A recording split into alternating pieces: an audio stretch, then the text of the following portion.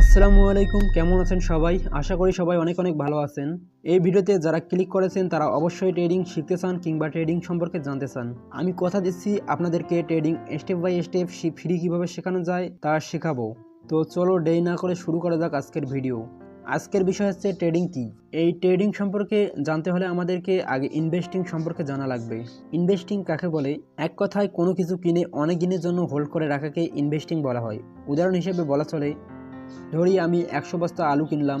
এই আলু 6 মাসের জন্য কিনে রাখলাম, 6 মাস পর বিক্রি করব মুনাফা লাভের জন্য। এখন এখানে আমি জানি না যে এই আলু 100 বস্তা 6 মাস পর দাম বাড়বে না কমবে।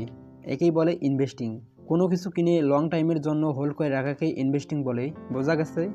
আমরা বুঝতে পারলাম যে কোনো কিছুকে লং টাইমের জন্য কিনে হোল্ড করে রাখাকে ইনভেস্টিং বলে।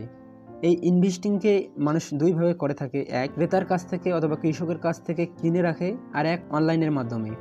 যখন অনলাইনের কথা আসে তখন থেকে ট্রেডিংয়ের সম্পর্ক চলে আসে। কোনো কিছু শর্ট টাইমের মধ্যে মুনাফা পাওয়া কিংবা লস করাকেই ট্রেডিং বলা হয়। আমি আবারও বলতেছি, কোনো কিছু কিনে শর্ট টাইমের মধ্যে মুনাফা লাভ করা কিংবা লস করাকেই ট্রেডিং বলা হয়।